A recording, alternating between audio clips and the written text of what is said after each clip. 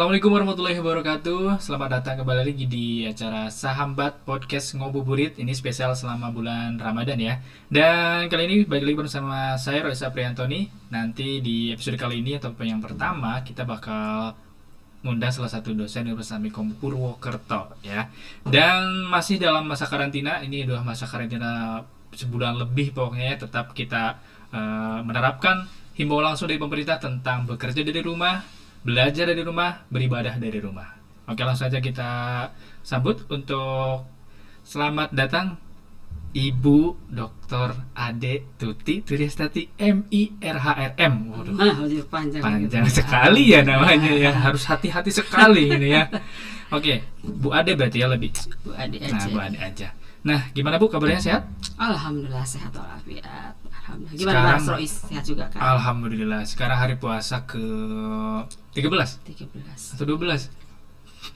Nggak ngitung ya? Tiba-tiba 13 aja. Cepat juga waktu berlalu. Menurut kurva sudah gini naik, nanti 15 turun lagi. Asal tetap naik aja. Tetap naik. Bismillah. Harus positif ya. Oke, jadi di episode kali ini kita kedatangan dosen sekaligus kepala program studi. Kepala program studi ilmu komunikasi di Fakultas Bisnis Ilmu Sosial di Universitas Amikom Purwokerto.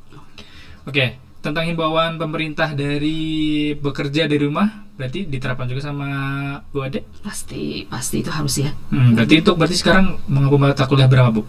Kalau sekarang justru saya mengampunya satu karena kita kan baru punya satu mahasiswa ya. Maksudnya satu kelas gitu ya. Untuk metode perkuliahan sendiri yang dipakai Ibu? Nah, ini ada beberapa yaitu satu saya mungkin dosen-dosen lain di ilmu komunikasi babi ada juga gitu ya. Ada juga kebanyakan sama, yaitu satu itu di WA group. Jadi kalau misalnya mata kuliah saya bahasa Inggris 2 atau English 2, itu saya punya satu grup, nanti dia juga punya satu grup di public relation, misalnya dasar-dasar jurnalistik dan sebagainya. Satu grup itu, terus kita juga pernah menggunakan fasilitas Zoom ya. Namun Zoom ini sedikit istilahnya itu kurang efektif, mengingat hanya sekitar mungkin 50% mahasiswa karena berbagai alasan, misalnya karena sinyal dan sebagainya itu kemudian kita itu hanya merupakan tidak satu-satunya. Jadi kita beberapa metode yang dapat digunakan secara bersamaan. Misalnya satu tadi WA Group, Google Classroom, terus kemudian juga Zoom gitu ya. Jadi memang udah beberapa metode dicoba juga ya. Tapi satu hal juga, kita mencoba tidak hanya pakai fasilitas seperti itu ya, tapi kita misalnya untuk mendekatkan dengan mahasiswa supaya mereka lebih paham, saya misalnya melakukan telepon langsung secara random ke mereka untuk memastikan mereka paham atau tidak, dan mereka juga bisa bertanya apa yang sudah saya sampaikan. Ketika perkuliahan berlangsung atau di luar jam? Setelah. Jadi saya menyiapkan waktu khusus begitu ya, setelah acara perkuliahan selesai ketika SKS itu, kemudian saya telepon random beberapa mahasiswa. Biasanya saya ngambil sekitar 15 orang atau 15 sampai 20 ya, 50%. Untuk sampel berarti ya? Iya, untuk melihat misalnya apa yang saya jelaskan tadi, mereka mohon ulang kembali pemahamannya gitu. Tapi kebanyakan ketika di telepon tersebut, apakah jawabannya seperti apa? Dapat gitu ya, ya mungkin pas lihat saya di situ di fotonya di WA grup pakai WA gitu ya, mereka angkat, alhamdulillah gitu, dan mereka senang juga gitu. Responnya sendiri seperti apa, Bu? Baik, mereka senang bahwa misalnya mendengar langsung suara saya juga punya energi positif ketika mereka akhirnya cair gitu. Bisa, aduh, di telepon dosen nih gitu. Mereka hubungannya baik. Oke. Benarnya ini kan emang hal baru juga, bukan hal baru, mungkin ini untuk pendidikan di Indonesia ibaratnya. Salah satu mau nggak mau kita dipaksa, apalagi kita sekarang itu industri 4.0 menggemburkan di ya sekarang ini. Nah sekarang ketika ada pandemi ini, mau nggak mau kita secara nggak langsung dipaksa untuk menerapkan langsung industri 4.0 itu sendiri ya. Ibaratnya apakah itu sejauh ini cukup efektif atau gimana, Bu? Oke. Kalau bicara efektif, kita harus melihat dari minimal itu dua hal kalau saya sebagai dosen ya. Efektif sejauh ini alhamdulillah cukup efektif kalau misalnya tatanannya atau konteksnya itu lebih kepada misalnya apakah mahasiswa itu memahami apa yang dosen atau saya sampaikan dalam hal ini gitu ya. Sejauh ini mereka paham, indikatornya misalnya gini, ketika mereka diberi tugas gitu ya, mereka menjawab dengan baik, mereka paham dan mengerjakan gitu ya. Terus kemudian juga misalnya diskusi juga berjalan lancar. Nah itu salah satu. Tetapi saya merasa bahwa saya ini nih, sebelumnya saya ingat waktu 3 tahun yang lalu itu ya, saya ikut perkuliahan kuliah umum dari Pak Dahlan Iskan, bicara mengenai bahwa suatu saat profesi dosen itu akan digantikan oleh artificial intelligence AI gitu kan ya. Dan itu dia bilang tidak lama lagi, 3-6 tahun ke depan itu akan terjadi. Dan itu berarti harusnya sekarang sudah mulai gitu ya. Dan pada saat itu beliau mengatakan bahwa AI akan cukup efektif untuk menggantikan peran dosen ya gitu kan.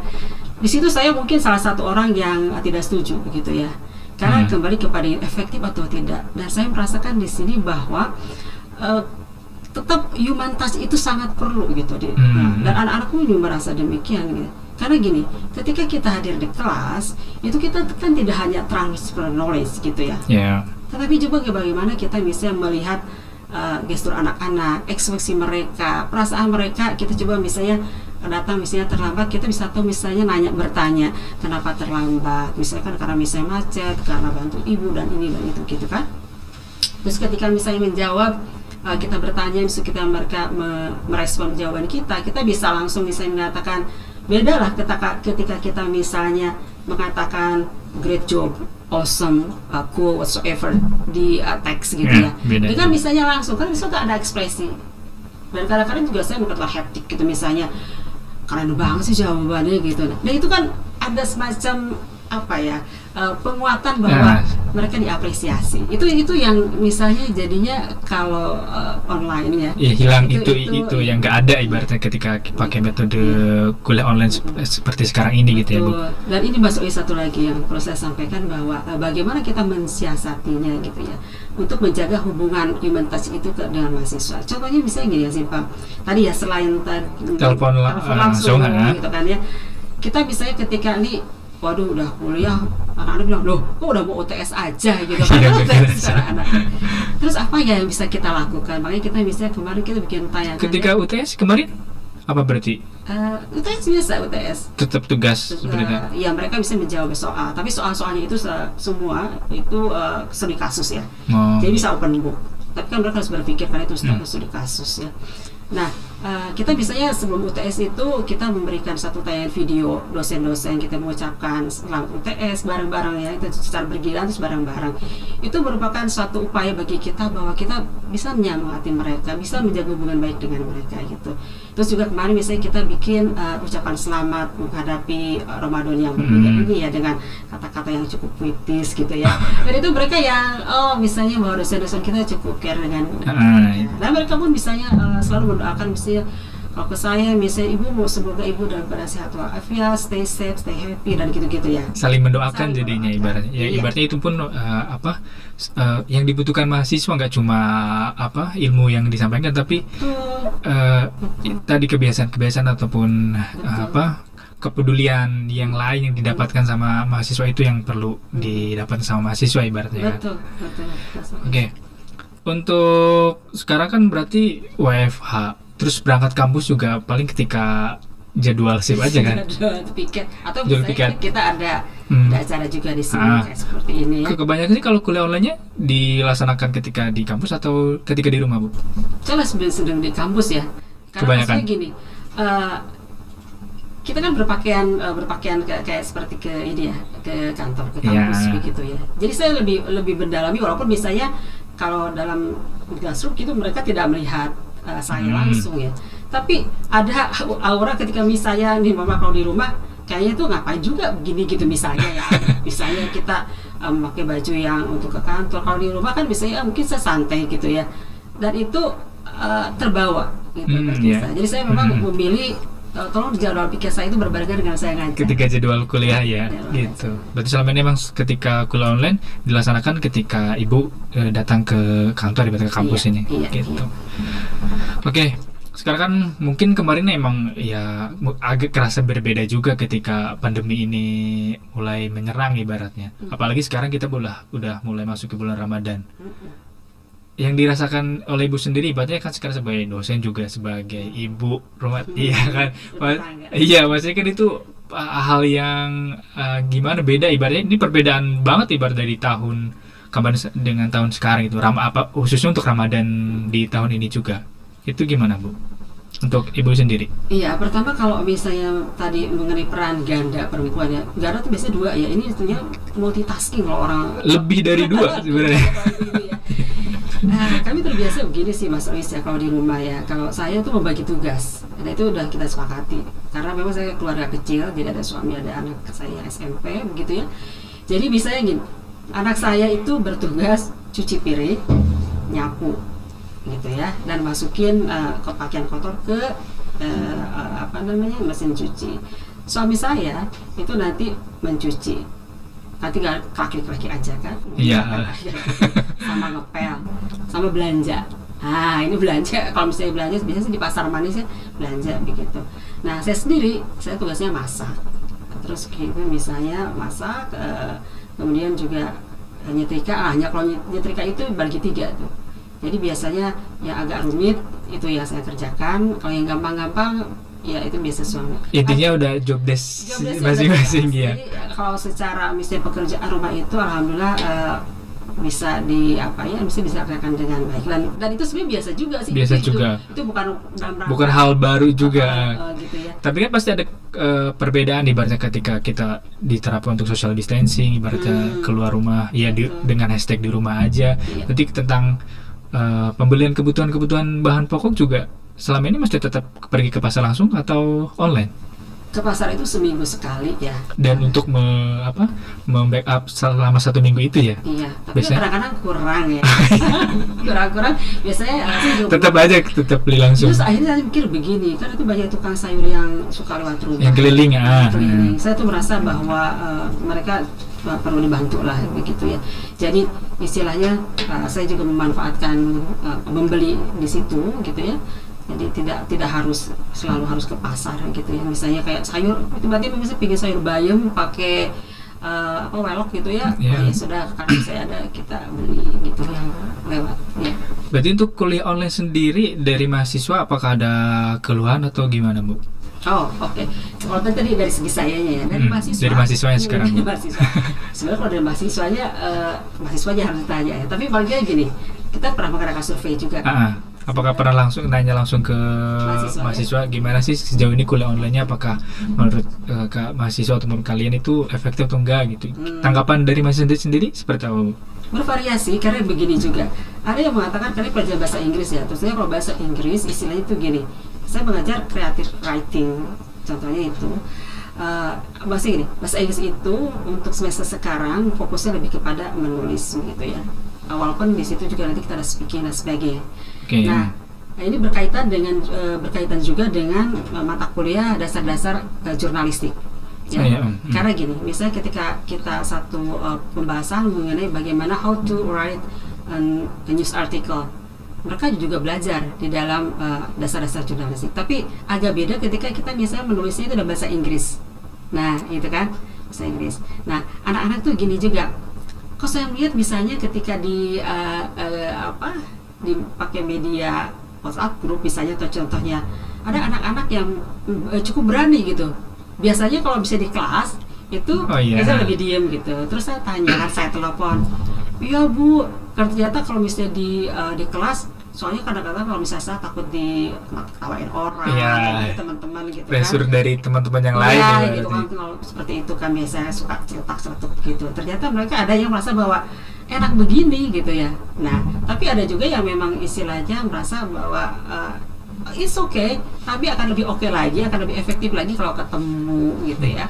Nah, makanya kita membalance lah itu semua ya. Jadi dari mereka komennya seperti itu, makanya mereka, saya sering juga ya maksudnya merasa wah adik kangen, I miss you gitu sama gitu ya. Kadang-kadang kirim icon gitu kan, icon stiker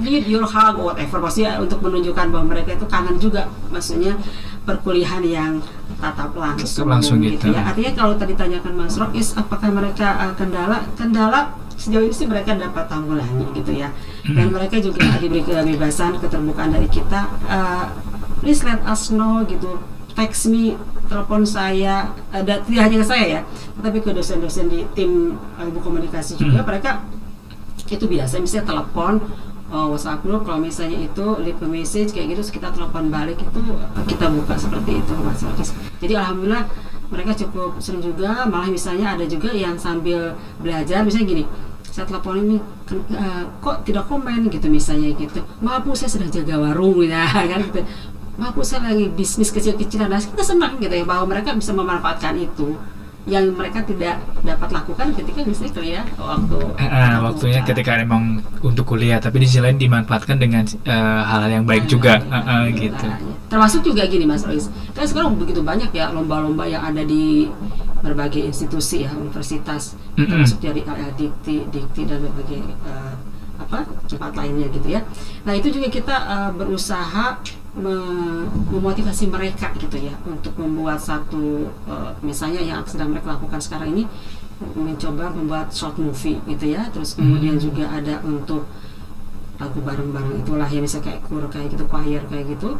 Nah itu cukup ini juga fun bagi mereka melakukannya, mereka juga berlatih, terus kemudian menjadi kegiatan yang mendorong mereka untuk di situ. Nah saya senangnya gini, saya tidak melihat itu nanti hasilnya bagaimana, tapi prosesnya itu ada kerjasama, saling menghargai kan gitu ya, saling berempati, dan mereka punya tujuan yang sama untuk melakukan sesuatu yang terbaik gitu. Oke, benar banget. Dan kebanyakan sih untuk mahasiswa umumnya ibaratnya kan ini kan emang perubahan, bukan diliburkan ya, tapi ini kan perubahan metode belajar. Terus kebanyakan yang keluh kesahnya itu emang ketika kuliah online jadi berubahnya di tugas online. Setiap pertemuan itu pasti ada tugas.